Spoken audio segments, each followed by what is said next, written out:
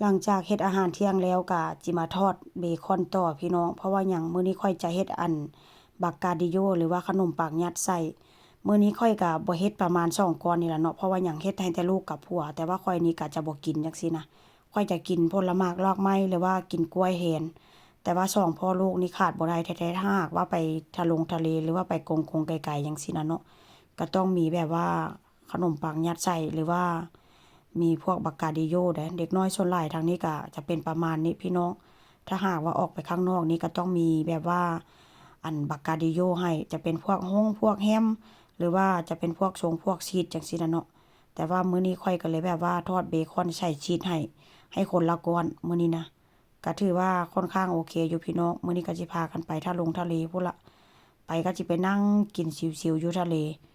ดีแต่ว่าถ้าลงทะเลแถวนี้มันก็บ่ได้ไกลจากหมู่บ้านหลายนั่งรถไปก็ประมาณชั่วโมงครึ่งหรือว่าชั่วโมงหนึ่งแต่บางบ่อนก็ใช้เวลาประมาณ45นาทีนี่ล่ะ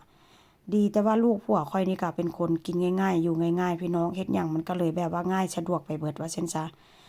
เบคอนนี้ข้อยก็จะทอดประมาณส่ำนี้เด้อพี่น้องข้อยก็จะบ่ทอดแบบว่ากรอบแล้วก็ไหม้หลายแล้วเวลาทอดนี่ข้อยก็บ่ได้ใส่น้ำมันเพราะว่าหยังเพราะว่าเบคอนนี่มันก็ค่อนข้างจะมีน้ำมันอยู่แล้วว่าซั่นซะก็จะทอดประมาณนี้ถ้าหากว่าทอดสุกหลายมันก็เวลามันเซาฮ้อนหั่นน่ะเนาะมันจะแบบว่าแข็งว่าซั่นซะข้อยก็จะทอดแบบว่าพอว่าให้มันสุกแค่นั้นว่าซั่นซะเนาะพี่น้องมื้อนี้ก็เป็นเมนูอีกเมนูหนึ่งเด้บักกาดิโยหรือว่าขนมปังยัดไส้เป็นอีกเมนูหนึ่งที่ว่าอันผัวกับลูกชายสุดหล่อหั้นมักกินข้อยนี่บ่ปานใดเดะเพราะว่าหยังมันค่อนข้างจะมีน้ำมันแต่ถ้าหากว่ามานั่งกินเล่นหรือว่ากินกับข้าวหั้นกินได้อยู่แต่ว่าให้ตั้งใจมากินใส่ขนมปังหั้นบ่กินเพราะว่าหยังเพราะว่าข้อยบ่กินขนมปังพี่น้องแต่ถ้าหากว่าคนทางนี้เนาะเวลาเขาเจ้ากินข้าวหรือว่า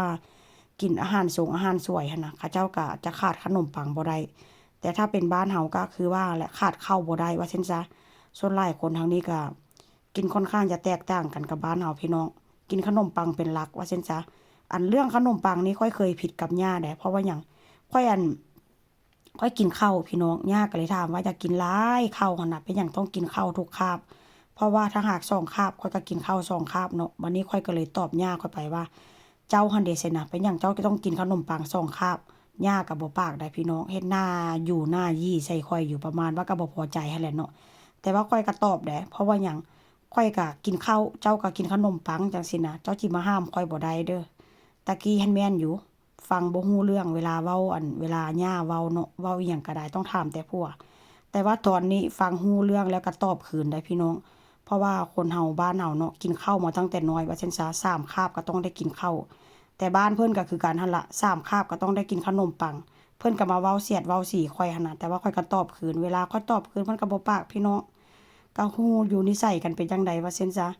เรื่องกินเรื่องใหญ่เด้อต้องมีข้าว